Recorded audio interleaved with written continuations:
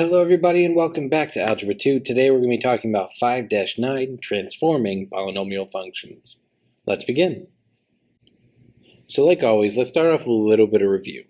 Circle the value of the constant term in 2x squared minus 3x plus 1. Well, the constant term is always going to be the term that doesn't have a variable. So an x squared and an x will rule out the first two, so therefore a constant term is going to end up being that positive 1. Now we must cross out the expressions that do not include the constant term.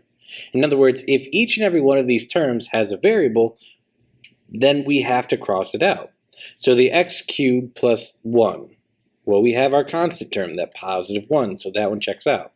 The 3x cubed plus the 3x, however, doesn't have a constant term because each and every one of these terms has a variable, that x cubed and the x. So we can cross that first one out. X squared plus 3 is a constant, so we're good. And last but not least, we have the 4x to the fourth. Although it is a monomial, it still doesn't have a constant, and therefore we can cross that one out. Today's vocab word is actually a word that we've talked about in the past, transformations. So related words that we're going to be talking about today will be things like translation, you might see reflection, dilation probably won't come up too often, but it is a transformation when it comes down to something in geometry. Stretching compression very well could happen today.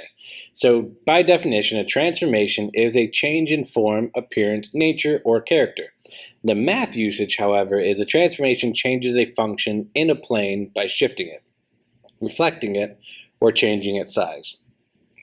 So looking at these different transformations, you can kind of see the illustration will kind of give a good idea of what each mean. If we were to stretch something out, we're going to make it longer. We could also compress it to make it smaller or more pushed in. We have a reflection, which is going to be just literally flipping over, and then the translation is that spot that slides around the page. So can we label each as a translation, a reflection, a stretch, or a compression of the word algebra? Well, taking a look at question 3, it kind of looks like the only thing that we can really say for this one might be considered a stretch, because it's not flipping over, it's not moving around the page, but it does look like it's been pulled out or elongated a little bit more, so we'll call it a stretch. For 4, we have algebra being flipped down, so that is going to be a reflection. The algebra is being put on the page at the beginning portion up next to the 5, but it's sliding down to that next darker algebra portion right here, so that's going to be considered a translation. And last but not least, it looks like this algebra is getting much smaller than the previous algebra given. Therefore, I'm going to consider that a compression.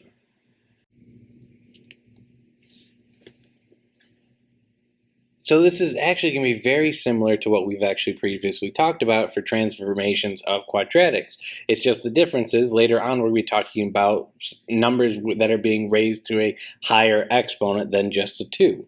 So the graph of the function y equals a times f of x minus h plus k is a vertical stretch of or compression by a factor of the absolute value of a horizontal shift of h units, and the vertical shift of k units of the graph of y equals f of x.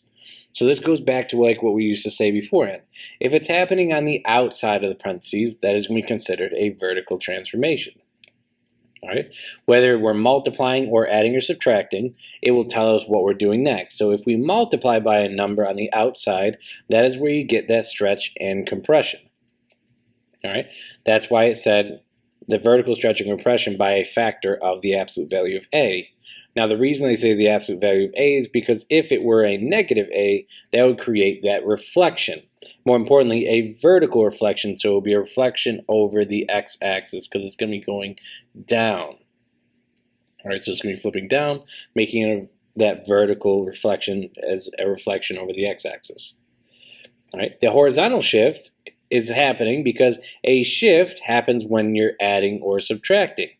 And it's horizontal because it's on the inside of the parentheses. Again, a shift happens when we're adding or subtracting. And vertical means that it's happening on the outside. Hence why when we added the k, it's a vertical shift. And it's all being done to the y equals f of x.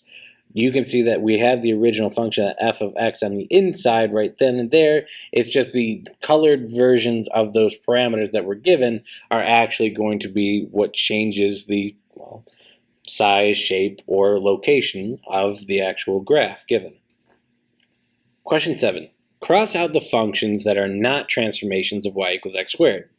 Well, a transformation can either be multiplying by a number, adding or subtracting by a number, and multiplying by a negative. None of which are actually going to change the exponent value, meaning that x squared, if it starts as x squared, the end result, the highest exponent will be an x squared. So this will work as a transformation. However, x to the third will never happen for a transformation, so we can cross that one out. Y equals x squared plus 5, the highest exponent is x squared, we're good. We have y equals an x plus 3 squared. Well, that square is eventually going to be changing that x to an x squared, so that is also perfectly fine. However, the 2x at the very end does not have an x squared, and therefore that can be crossed out. That's not going to be a transformation of that x squared. Problem 1. Transforming y equals x cubed. What is an equation of the graph of y equals x cubed under a vertical stretch by a factor of 2, followed by a horizontal translation of 3 units, more importantly to the left, and a vertical translation 4 units, and once again, more importantly, down. So use the words vertical stretch, vertical translation, and horizontal translation to complete the diagram below. Then write the equation. Looking at the spaces given, the very first thing that we're going to be talking about is actually going to be the vertical stretch. And the reason this is the first one is because that vertical stretch is going to be multiplied by whatever's inside that parentheses that's being cubed. So that vertical stretch happens to be by a factor of 2, so we are going to put a 2 in that spot. The next spot that we get into is going to be something done horizontally, because on the inside of the parentheses, we are adding or subtracting right here. So in this case, it's subtraction. But we have to go 3 units to the left. Now, in order for us to go to the left, we would actually be subtracting that 3. All right, so this is going to be considered the horizontal translation, and we're going to put a minus 3 on the inside. Now, normally I say you always do the opposites, and the opposite happens because, as you can see, we have an x minus a negative 3. Well, that double negative would actually cancel out, leaving you with what you would normally see, which is x plus 3 on the inside of the parentheses. So remember, if it's a plus 3 on the inside of the parentheses, then we know that we're going to be going to the left. If it's a minus 3, we are going to be going to the right. All right, everything is backwards on the inside. And then finally, we have our vertical translation that is going to be going down 4 units, and down represents subtraction because everything vertical is done exactly as you normally would. So that's going to be a negative 4 right here, which normally we wouldn't write that plus sign or that minus sign, but this plus sign would be gone and it would just say minus 4. We wouldn't need that plus and negative 4. So our solution is actually going to be everything that we see here. It's just going to be simplified down in what I've written out right here. So it should say a 2 times the x plus 3 cubed minus 4. Problem 2. Finding zeros of a transformed cubic function. What are all the real zeros of a function of y equals 3 times x minus 1 cubed plus 6? Use one of the reasons in the shaded box to justify each step of the solution. So we're going to be using these down here to justify everything that we do. So the very first one that we see is we're going to set it, make sure it's equal to 0. So I'm going to set the function equal to 0 to find a root. I am then going to subtract a 6 from both sides. So I'm going to use the subtraction property of equality. After that, I'm going to divide both sides by 3, because essentially we're just trying to get everything away from that x value, which means that we need to move everything away from the set of parentheses first so we can even get to that x value, which that division portion is called the division property of equality. We will then take the cube root of both sides, which will end up giving us that cube root of negative 2. And make sure you put that 3 there. If you don't put that 3, it's a square root, and that's not the case. This is a cube root. So take the cube root of each side is what we have to do. And then the last little bit is that we have to make sure that we add a 1 to both sides. And the reason they brought that negative and they put it on the outside is because if you were to take a cube root of something that is negative, your solution is actually going to be negative regardless, because it ends up being a negative number times a negative number, which gives you normally would give you a positive, but since you have to multiply it by a negative number one more time, you would actually get a negative anyway. So at the end of the day, it doesn't matter if you have the negative on the inside or the outside. So that's why they took that negative and brought it and put it on the outside. But that is going to be the addition property of equality. Therefore, the real zero of the function will be 1 minus the cube root of 2, and that will be it. Problem 3. Constructing a quartic function with two real zeros. What is a quartic function with only two real zeros, x equals 0 and x equals 6? Now remember, quartic represents x to the fourth power. All right, so there are going to be two different methods that we're going to use. The very first one, let's try out, is going to be using transformations. So a quartic function with the zeros 0 and 6 have to be 6 units apart. Therefore, if we were to translate the basic function, y equals x to the fourth minus 3 to the fourth, and there should be a subtraction sign in between it, that really means that we're going to be actually going down 81 units, because 3 raised to the fourth power is going to equal that 81. Now the zeros of that function will end up being x equals a negative 3 and x equals a positive 3. Now it's sort of like the quadratic situation, where if you take the square root of a quadratic, you need to make sure that you have a plus and a minus. Well, a quartic, since it is an even exponent, it means it needs to do the exact same thing. You need a plus and a minus. So that's why we have a positive 3 and a negative 3, because we're going to be taking the fourth root, technically, of 81, which gives you a positive negative 3. The 0 x equals 6 is going to be 3 units to the right of 3.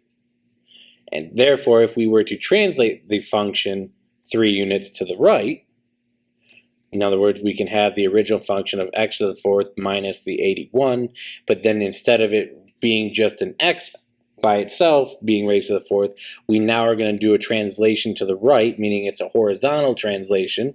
So we're going to be doing x minus a 3 on the inside of the parentheses, being raised to the 4 as our brand new x, if you will, and then minus that 81.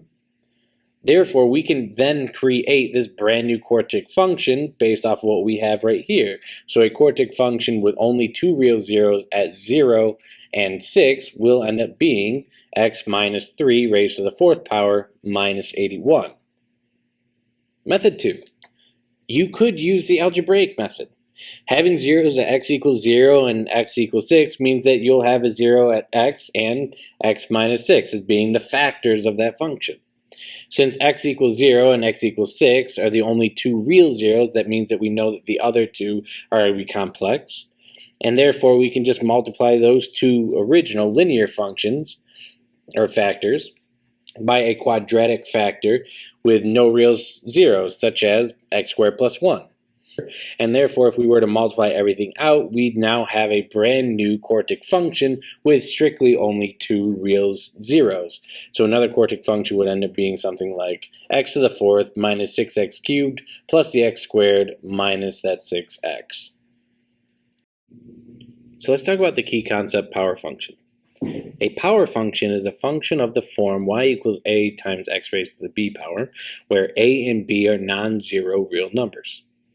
If the exponent b in y equals a times x raised to the b is a positive integer, the function is also a monomial function. If y equals a times x raised to the b describes y as a power function of x, then y varies directly with, or is proportional to, the bth power of x. The constant a is the constant of proportionality.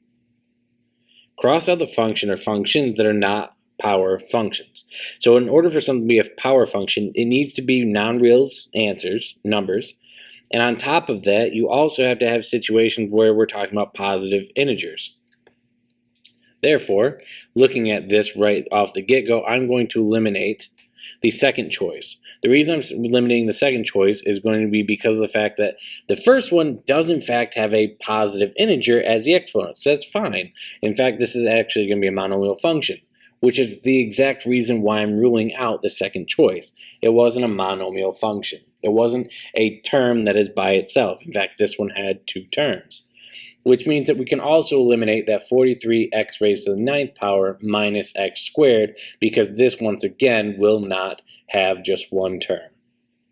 So the power functions are going to be that 0.36x raised to the 9th power and that negative 12x raised to the 53. Problem 4. Modeling with a power function.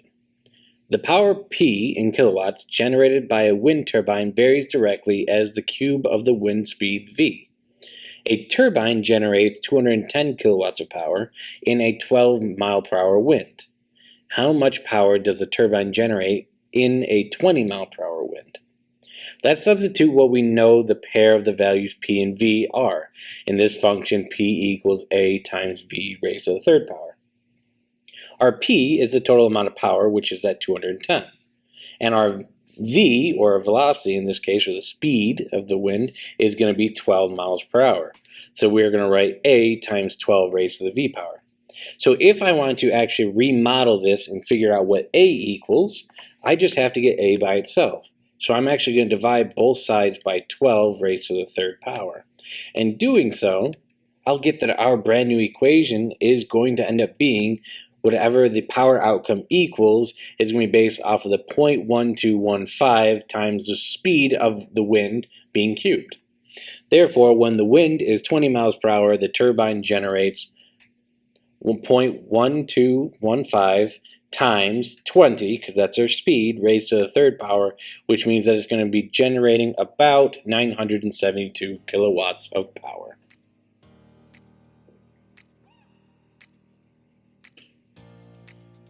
And last but not least, we finally made it to the lesson check. Let's get going through this and so we can finish. So, how are the graphs of y equals x cubed and y equals 4x cubed alike? How are they different?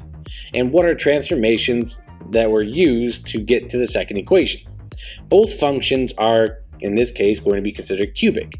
The reason we know that these are cubic functions is because of the fact that they have the raised to the exponent of 3. Since they're being raised to the exponent of 3 and we're not adding or subtracting anything, these are also going to be considered monomial. There's one term.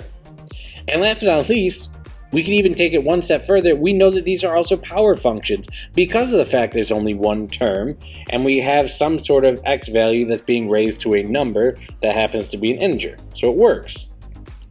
So if we were to graph both of these, you'll see that the graph of the first one will look something like this, and the graph of the second one will look something like this. They look almost identical. However, if we had to describe the shape of the graphs, how are they similar and how are they different, the similarities are the fact that both are basic cubic power functions. So they both look like they do that little bend through and keep on going straight up. However, the difference happens because of the fact that that 4x to the 3rd is actually going to be vertically stretched. So you can notice right here, it's not going to be bending outward and touching the 1 until we get all the way up to that 4 point. Whereas the first equation would end up actually hitting the first one right off the get-go. And that is it, everybody. I hope you have a wonderful day. Stay out of trouble. Don't do anything stupid. And I'll be seeing you guys in the next one.